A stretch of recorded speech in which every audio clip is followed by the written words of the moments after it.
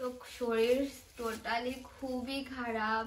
কালকে থেকে তো বমি পায়খানা তো হচ্ছিল, কিন্তু বমি কোনো মতেই কমছে না, আর সাথে পায়খানাও এত লুজ মোশন হচ্ছে যে বাড়িতে এসে মানে এসে শুচ্ছি আবার পাচ্ছে, আবার বাথরুমে যেতে হচ্ছে, আবার ডাক্তারখানে গিয়ে এক কারি ওষুধ দিয়েছে। দেখো ইঞ্জেকশন তো চলছেই, বললো আর এই ওষুধগুলো খাও এখন 2 দিন, যদি না কমে সেলাইন দিতে হবে। তো হসপিটালে ভর্তি করে সেলাইন দিতে বলেছিল। এখন তো হামেশাই ডাক্তারখানায় এখন সেলাইন দেয়, ওই জন্য বললো যেতে হবে না, এখানেই হয়ে যাবে। আর এখানে এই ওষুধটা দিয়েছে, যেটা হচ্ছে একদম দুর্বল হয়ে পড়েছি, উঠে বসতেও পারছি না, কথাও বলতে পারছি না, এমন একটা অবস্থা হয়ে গেছে। আর সাথে দেখো এটা কাশির ওষুধ, এত কাশি হচ্ছে যে আমি কথা বলবো কেসে কেসে যে মানে পেট পর্যন্ত ব্যথা হয়ে যাচ্ছে।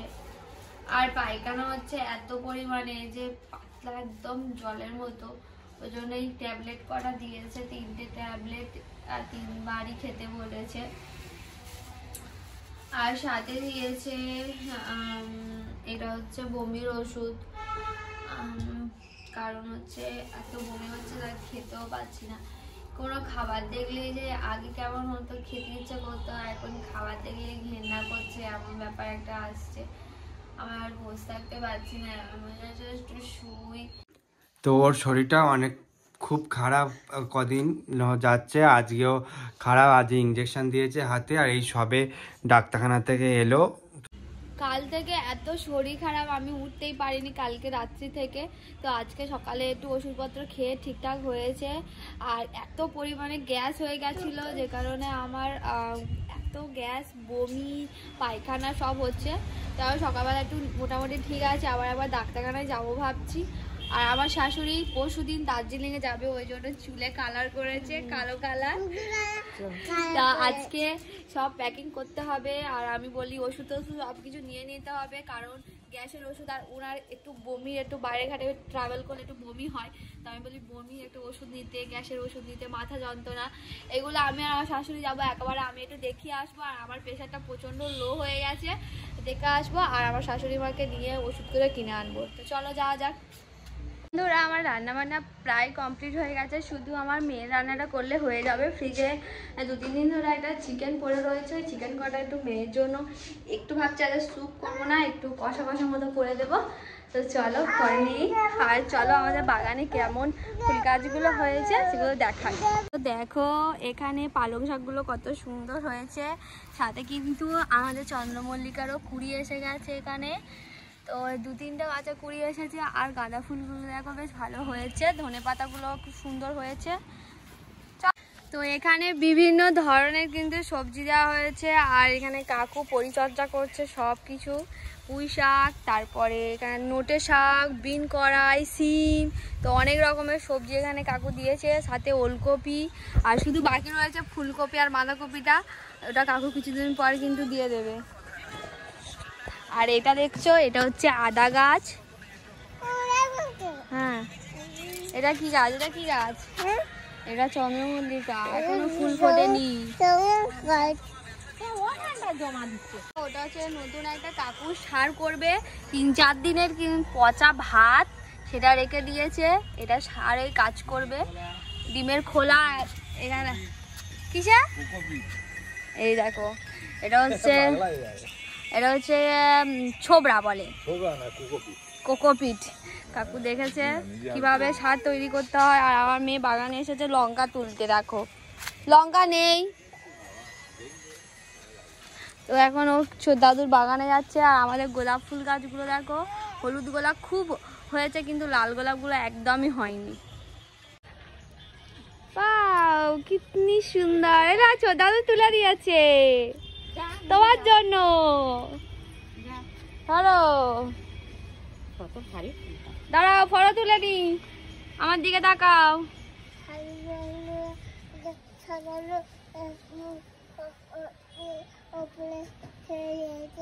তুলে দিয়েছে, জোরে বলো। তো দেখো আমাদের এই মোরগ ঝটা ফুলটা আমরা এই টপেতে রেখে দিয়েছি, আর দেখতে কিন্তু খুব সুন্দর লাগছে, বল মা। আর এত ভারী এই ফুলটা তো যে গাছটা না একদম উল্টে পড়ে যাচ্ছে এমন। আর আজকে ভাবছি আমার শাশুড়ি মাকে নিয়ে একটু বাজারের দিকে যাব, কারণ একটু হচ্ছে কিছু কেনাকাটা করে দিতে হবে, যেমন ক্রিম ট্রিম এগুলো কিনতে হবে। আর সাথে বলছি একটু জুয়েলারি কিছু কেনো। তো চলো যাও, কি কিনবো দেখা যাক। তো যদি যাই তোমাদের সাথে কিন্তু শেয়ার করবো। দেখো আমার মেয়ের এটা পেঙ্গুইন জুতো, যেটা কিন্তু অনেক বড় কিনে এনেছিলাম। বল মা। হ্যাঁ ভালো পছন্দ? হ্যাঁ পছন্দ। সুন্দর। তো ওর পেঙ্গুইন এই পশুটা খুবই প্রিয় একটা পশু, কারণ ওর পেঙ্গুইনের একটা পুতুল আছে দেখেছো, ওটা ছাড়া কিন্তু রাত্রিবেলা একদমই ঘুমোয় না। ওটা যদি হারিয়ে যায় ও কাঁদতে শুরু করে। আমি কিন্তু খুব ওই পেঙ্গুইনটা যত্ন করে রেখে দিই সব সময়। দেখো আজকে মুসুর ডালের স্যুপ, মানে এটা মুসুর ডাল সবজি টবজি দিয়ে করা। তো আমাকে ডাক্তার মুসুর ডাল বেশি করে খেতে বলেছে প্রত্যেক দিন। তো দেখো সৌভিক আমার জন্য কি করে দিয়েছে, আর একটুখানি মুসুর ডাল সিদ্ধ, সাথে সবজি দেওয়া আছে বেশি করে, আর সাথে একটা রুটি।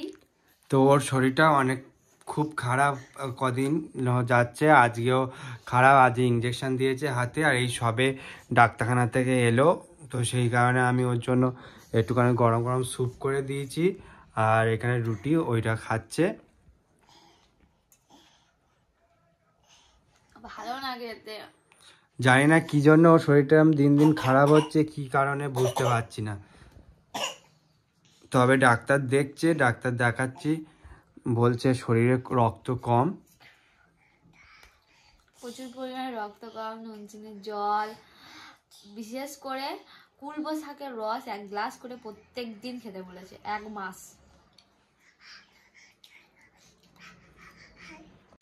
দেখো আমাদের বাড়ি বড় বড় তোপসে মাছ এসেছে। তোপসে মাছ তো পার্সে মাছ, বড় পার্সে মাছ এসেছে আজকে, আমরা খাবো। বল মাম। এত এনেছে, 1 ঝুড়ি এনেছে।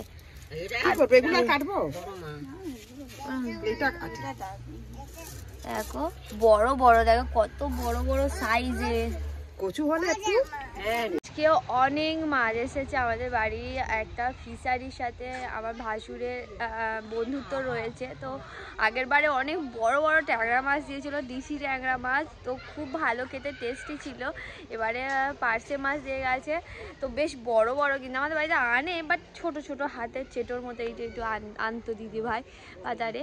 তো আজকে কিন্তু বেশ বড় বড়। বলো। বাজার থেকে ডালপুরি আনা হয়েছে আর সাথে ঘুগনি। এবারে আজকে টিফিন হবে ডালপুরি আর ঘুগনি। দিদিভাই বাজার গেছিল, বাজার থেকে এনে নিয়েছে। ফুকু খাবে বলে ফুকু বায়না করছিল। আমারও শরীর খারাপ, আর মেয়েরও আজকে শরীর খারাপ, তো ওই জন্য আজকে গাঁদা আলুর ঝোল করেছি, গাঁদা আলু কাঁচকলা পেঁপে দিয়ে।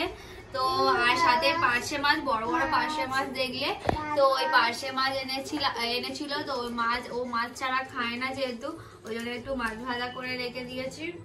ছাড়। তো দেখো ভাতই খাচ্ছে না, ভাত মেখেছি, ভাতগুলো মেখে ফেলে দিচ্ছে, আর এই শুধু মাছ খাচ্ছে। এমন বদমাস মেয়ে, খুব বদমাস মেয়ে। সরাই এদিক সরাই। বলছি কাঁটা আছে, মাছটা খাবে না, শুধু ভাত না খাবে না, ভাতই খাবে না।